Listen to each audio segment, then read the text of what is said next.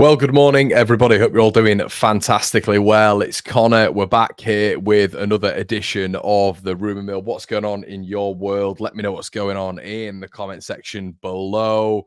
Yeah, we're back here with some more discussion, some more discourse, some more debate around the club that we love and adore in Leeds United. The major update is that Leeds are playing, Leeds are playing tomorrow against Harrogate Town. We're setting this season off, hopefully, with a little bit of a bang, a little bit of continuity and momentum will be absolutely lovely as well in terms of Leeds able to start, the players that are going to be starting against Portsmouth on the first day of the season. That'd be lovely. The usual way this sort of thing goes is against Valencia, we'll pretty much see the starting 11, whether or not that's Joe Rothwell, Matteo Joseph, Eli Gruev, who's going to be starting within that rank, we'll have to wait and see. But I'm certainly excited to, get into the season. I am a little bit tired, obviously, content, even throughout the period with England. But we all know that this season is just huge. It's vital for the Whites. It's absolutely vital that we get this right. I think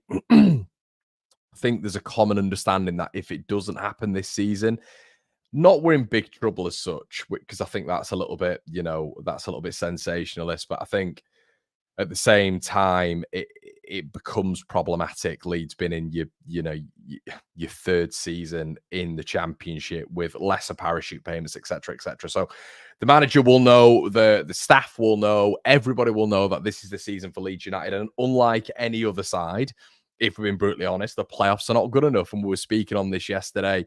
When I was speaking to Chris Beasley of the Liverpool Echo, of which you guys should definitely check out. It's a really good episode of which we get to see a bit of more of an understanding of what's going on with William Gnonto and stuff behind the scenes with Jack Harrison, etc. But yeah, I think of all of what we're looking at right now. Even when it comes to transfers, Leeds have just got to get out of the division. They've simply got to get out of the division. And I wanted to speak on, obviously, Jayden Bogle. You guys have seen the title of the video and a little bit of movement there, according to some reports. But I also wanted to speak on the Championship and how it's looking right now and who's made the best moves. I also wanted to speak about a potential back line of which we're going into next season with, which I think everybody should be really positive about. So let's get into the beginning of those two-pronged topics. So to start off with, it's the other Championship news that we've seen so far. So I think one of the most dangerous things that I was looking at this summer was maybe a Championship side acquiring maybe Morgan Whittaker of higher quality. And we have 2.5 weeks left, of course, but I think Morgan Whittaker is an excellent player, and I genuinely believe a better side in this division, whether or not it'd be a Burnley. There was a few rumours around him potentially going there, or a Sheffield United or whoever. I think that would be a really dangerous addition for one of those clubs in the division. But I think Morgan Whittaker, it looks like he's going to be staying at Plymouth for another season. Another one, obviously, is Johnny Rowe. It looks like, Leeds and Johnny Rowe are almost in line to meet at some point when it comes to a transfer. Don't know why that is. Maybe it's Daniel Farker. Maybe it's the fact that if Crysencio Somerville leaves, he should be the number one target and it'd be on a cheap deal or a cheapish deal when you look at Crysencio Somerville's move and how much that should cost, and I think will cost if he does go. But when you're looking at the other span of the clubs, really, I only look at one side who are making sort of big moves at the minute, and it is Sheffield United. And I then link that in with the Jayden Bogle discussion that we're going to have. And you see a starting right back in Jamie Shackleton there. You see, obviously, they're linked with Worrell, Nottingham Forest. But right now, I think they're shaping up okay with Hamer in the middle and then O'Hare in the middle and then Kiefer Moore. I think you are going to get Sheffield United doing okay this season, better than people maybe think. Obviously, Sam McCallum. I was touting us to go and get Sam McCallum, a free transfer left back. I think that is an absolute obvious one, of which in the Championship, I think he'll be a really good addition. I remember saying Sam McCallum on here, and you get bite back from a lot of people saying, yeah, but he's been released by Norwich. Well, yeah, but another man's rubbish. One man's rubbish is another man's treasure, isn't it? And listen, he had all the attributes to fit in with Leeds. So I think that's a really good addition. I actually think the weakest addition right now for Sheffield United is Jamie Shackleton. But they're the club right now of you looking at and you thinking, okay, well, they're making moves. Burnley a little bit more quiet, Luton a little bit more quiet. And then we obviously moved to Leeds United. And I wanted to speak on something that I saw this morning on Twitter. And I responded and said, look, if this is true, then this would be an excellent defence to go into next season with. And it is looking at the back line. It's moving on to Jayden Bogle. Now, having Elan Mele, having Jayden Bogle, having Joe Rodon, having a fit Pascal Struijk, and Junior Firpo right now. Obviously we know that apparently there's conversation with Real Betis. Apparently he might be leaving for around about 5 million quid. We don't know yet. We've got weeks to go in that conversation. There's been no update with Junior Firpo. No news is always good news in my book. So if that's to start the season, that is a seriously good back line, a really, really good back line. We don't want to be having conversation right now about Sam Byram starting. I don't want to see any of that. None of that. Sam Byram is purely a rotation option and a stretch at that, in my opinion. But, if we are looking at Jayden Bogle being added to this Leeds United setup, it's massive. Now, there's reports suggesting today that Leeds are going to go back in for, I think it is around about a £5.856 million bid. Now, as I've mentioned before, I think Bogle will be a top addition at this level. I think going forward, exceptional, which is where you'll get more from him, acting as a winger and a defender, obviously. But defensively, I think it's been way, way, way overhyped how bad he is defensively. He's normally played in a back three in terms of playing as one of those wing backs under previous managers as well at Sheffield United. So he's not really played in a back four. Could that maybe manipulate Leeds to go to a back three to aid someone like Jayden Bogle potentially? You'd like to see a little bit more pragmatism when it comes to Daniel Farke. But Jayden Bogle in a back four, yeah, I don't mind it whatsoever. I think he's got all the attributes. I love his athleticism, his physicality, his speed. I don't understand why. What's he going to not? Is he not going to be able to deal with the championship wingers? Oh, the championship wingers. Like, guys, I know I've said that the wingers in the championship are some of the best Arsenal of these teams. Morgan Whittaker, Liam Miller last season, Jack Clark. But there's 24 teams in the championship. Yeah.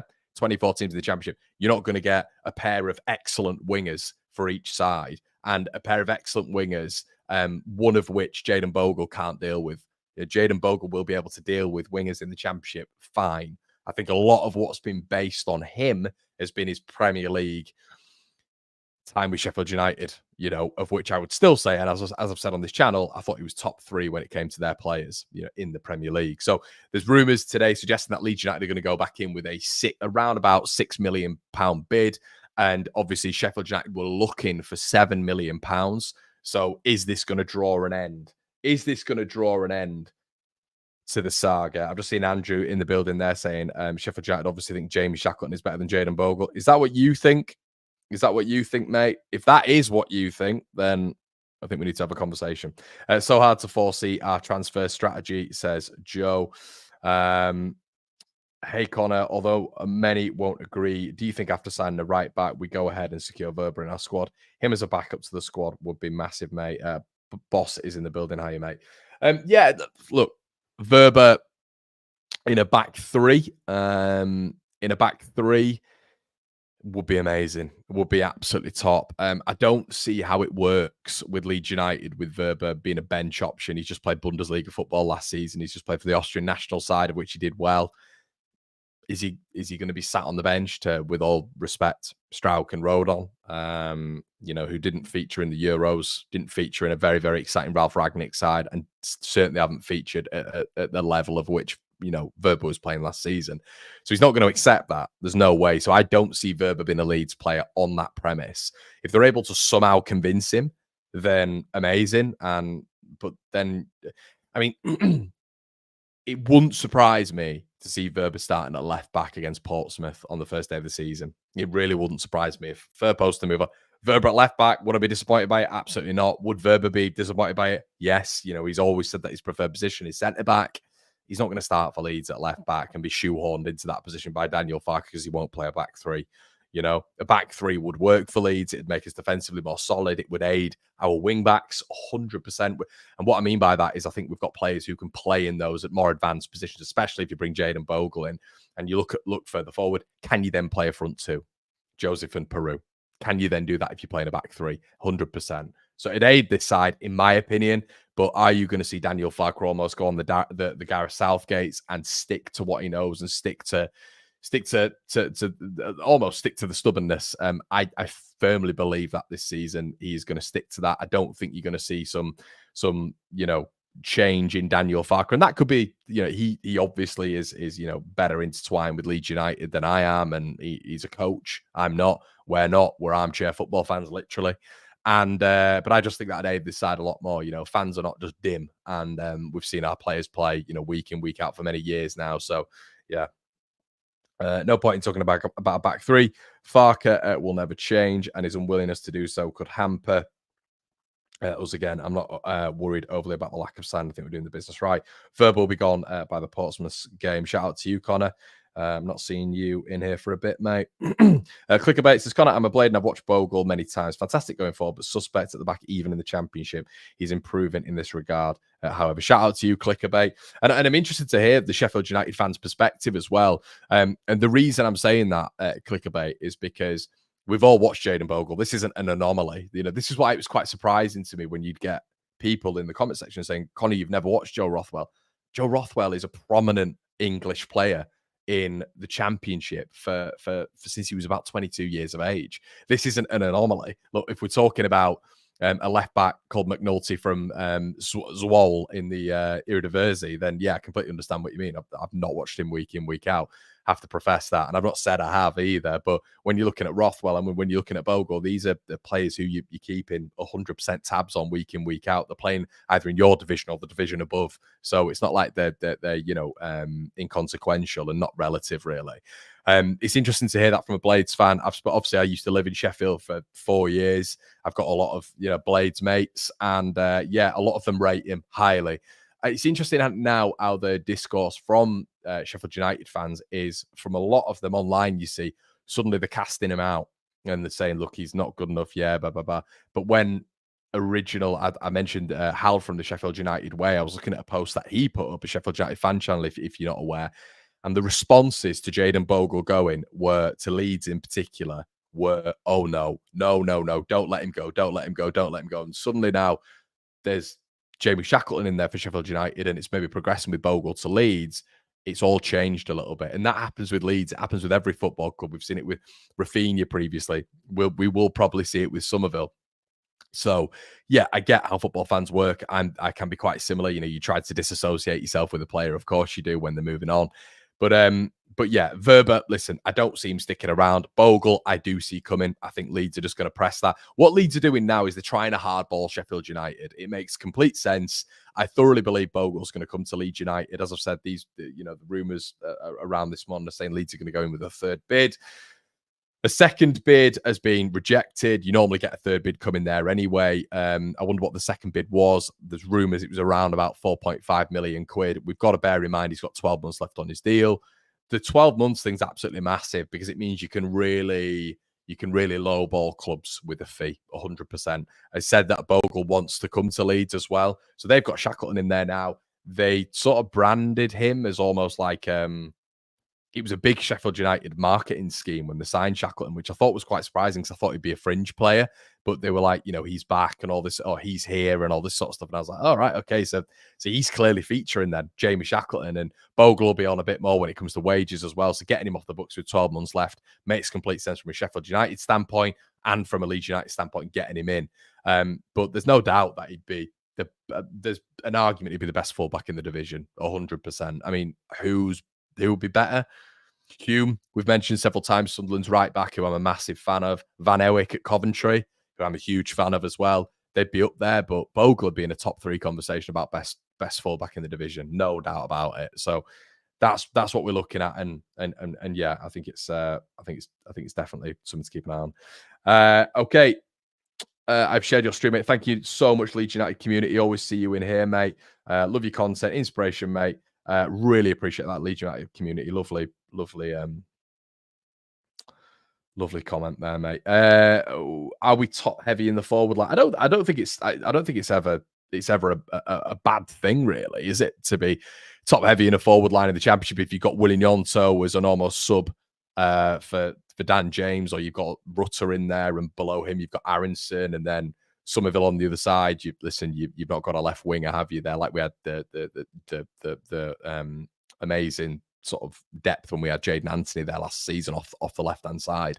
But you have got 3 strikers. I would say 2 strikers because I don't want Patrick Bamford involved this season. As bad as it's going, just stick with it. Honestly, just stick with it. Stick with Joseph or stick with Peru. Peru scored against Lincoln the other day. Scored a couple of goals. Stick with it. Do not start doing this thing where we're chopping and changing and putting Bamford in there again, because this cycle, this saga will never end. It will never end. Bamford, I think, needs to be aware that he should be 3rd choice this season. We saw a Matteo Joseph interview yesterday from Radio Leeds, which is something that I wanted to speak about as well, talking about how he wants more minutes, talking about how he wants more than last season. Guys, this is going to be a really, really straight point from myself. If he doesn't get minutes, in my opinion, in the first 3 months, and we're seeing Farke do what Farke did previously, which I'm hoping he doesn't. And just keeping him on the bench and bringing him on for a minute or 2, he'll be gone in January. Facts. He'll be gone in January. It'll either be a loan, and then to the end of the season, there might be an option for the club to buy him, or there'll be an obligation in there, or it'll be a loan, and then you'll get a club coming in for him in the summer if we do remain in the Championship and potentially in the Premier League. Because if he's not starting throughout this season again and he's not featuring more throughout the season, after what he said yesterday, where he's almost, if you're reading between the lines, as we do as football fans, if you're reading between the lines what Joseph's saying, in my opinion, I've had a conversation with the manager. I was going to go this year because I know I'm not going to get any minutes and I'm hungry for minutes. But he's almost convinced me that I'll get more minutes, because he wouldn't be coming out on an interview and saying, yeah, I'm expecting more minutes. I'm expecting to build on last season, which for me is him essentially saying, I'm going to be the number 9. Now, is he really saying that? Well, no, you've got a £16 million striker there, but he's saying he wants to be closer to him. He doesn't want to be benched to Patrick Bamford. It's really, really simple. Once again, Patrick Bamford, who went on a little bit of a streak and then got 3 goals in 10. And then Joseph was having sparing minutes between that in a period of time, which Perot isn't really a number 9. And we're struggling to see him in that position alongside Jorginho Rutter, because they're literally clashing, in that number 10 position, i.e. Jude Bellingham or Phil Foden and Harry Kane, because one's deep and one's trying to press a little bit higher. And you're not getting that number 9 in Matteo Joseph at least getting a chance. Now, what I don't want to see with Joseph is when he gets a chance and he doesn't score a hat-trick in a game, or a hat-trick in 2 games, or however many goals in 3 games. I'd really hate for Leeds fans to start getting on his back and saying, well, he's not done it. Well, we need a number 9. You've got to give him time. He's got all the attributes, in my opinion, to really get going in this Championship season. What has he not got? He's got physicality. He's got athleticism. He's got work rate. He's got technique. It's just almost a fear factor of starting him. And I don't understand why that is, when you've seen Archie Gray do what Archie Gray's done last season, when fans are pining for Charlie Crew, when you've seen some fans pining for Harry Gray. You've got Matteo Joseph on the bench, who is ready. He's fit and firing. He's bulked out physically. He's 10 times, he's 100% wider and stronger than Patrick Bamford. He's not as tall as him, of course, but he's putting in the yards in the offseason. You can see that. He looks a different boy again coming back this season to last season. So my overall point is, when you're saying we're heavy in the forward line, but I'm really happy with what we've got right now. And it's more than enough to win the league. More than enough with what we have right now. And the back line, like I've spoken about, if you've got Bogle, if you've got Strout, if you've got Rodon, if you've got Firpo as a back 4 going into next season, that is strong. It's very, very strong. We once again, and I'm echoing Brownie here from the other day when he came on the channel, the Championship's a good standard, but it's a good standard, right? We're not talking about us needing to have a Premier League backline to get up. But the difference with Leeds, maybe to a Sheffield United, to a Burnley, to a Luton, is we can't afford to finish 3rd. Those teams probably can. Let's have a look at what you're saying.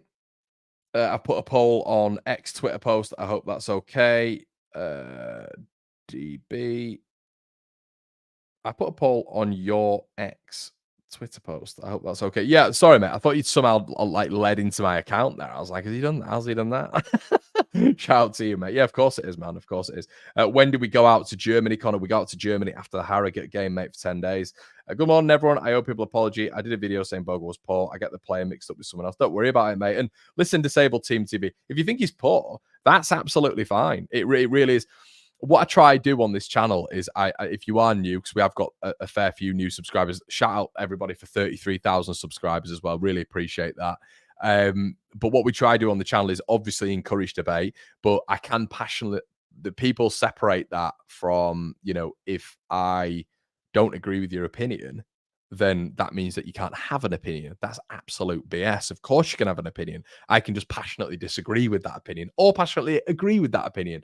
Listen, if you do think Bogle's poor, I disagree, but that's absolutely fine. That's not what you're saying, of course. You're saying you've gone back on that. But even if you were to say that, no problem with that whatsoever. Let's have a look at what you guys are saying. He's got everything to excel in this league, says Rob. Fans will have Bamford withdraw when he misses because we're that as a fan. But that's what we've got to that's what we've got to really stay away from, District. You are right. It's if Joseph doesn't score for 3 or 4 games, let's not start hammering on the drum of Pat Bamford, because hopefully we've got Joe Rothwell as a runner now from midfield who can get more goals. You've got Pascal Strout back in there in the team as well, which means that from set pieces will look a lot more dangerous. Hopefully the delivery is going to be better. If we did get Bogle in, you've got another runner there and someone who is going to provide underlaps and overlaps consistently throughout a game, especially in a Farker system. Think of Aaron's at Norwich.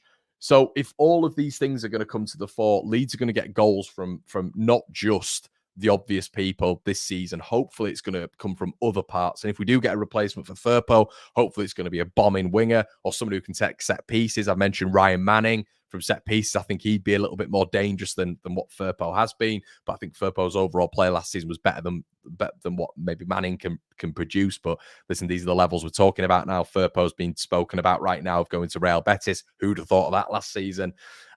So yeah, we've got to contextualize where we are. But at the same time, I think Leeds have got more than enough to get goals from different areas this season, which should really aid Matteo Joseph. It should aid Matteo Joseph, because I don't think there should be so much pressure on the forward line to score. We need goals from other regions, and maybe that's why the 49ers took a little bit of a gamble on letting Glenn Kamara go.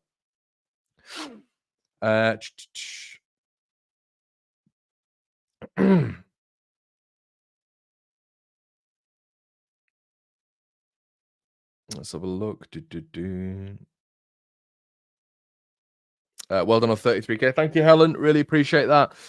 Wayne says, I'd like to see Joffrey get a proper chance this season, more minutes and more stats. I agree, man. I definitely agree. At points, it doesn't mean that he has to be starting Joffrey, but we've got to figure out what we're doing with him, haven't we? We've got to figure out, if you're not playing him, let him go like you've done with Cresswell, Daniel. Just let him go like you've done with Cresswell. If you're going to put Joffrey on for 2 minutes in a game, do I think Joffrey's good enough to start? I don't know. No, I don't.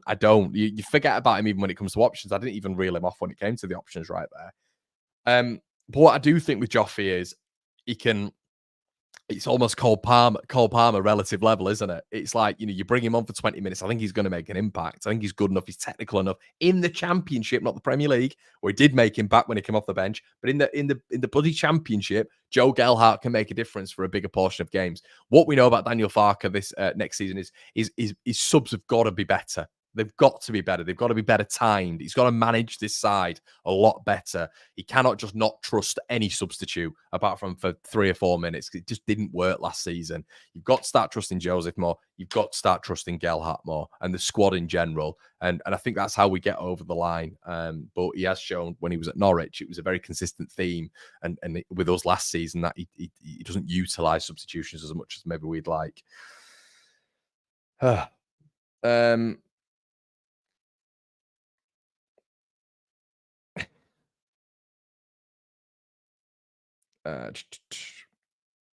Hypothetically, says Connor, if nobody leaves from now, how many players do we need to sign realistically? If nobody leaves from now, mate, I think we can get away with a lot. I think, you'll be bailed out by that forward line again. The division hasn't just got suddenly harder. The division is exactly what the division is, weaker than last season. if you do manage to get Bogle, and if we're talking about players not leaving, if you manage to get Bogle, this side is looking stronger. But if we're to add Bogle, I think Firpo leaves, so a left back. We're talking if Verba stays, we don't need another centre back. If Verba goes, we need another centre back. So let's say Verba goes, I think he will. That's 3. Centre midfielder. You've got to get a centre midfielder. I don't think it's strong enough right now. I think it is weaker. Even if you put Charlie in that bracket.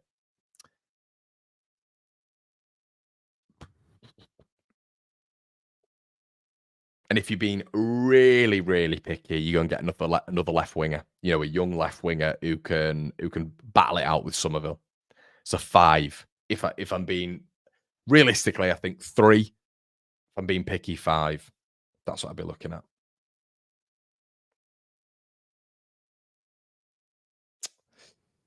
Right, everybody. What we're going to do, we're hopping on over to 30 minutes. So it's been a bit more of a discussion this morning. We've spoken a little bit about Bogle in terms of this new bid that's apparently going in. That's from the Sheffield side. We'll have to wait and see on that one. That is from, I believe it's the Sheffield Star, who are projecting a 3rd bid going in.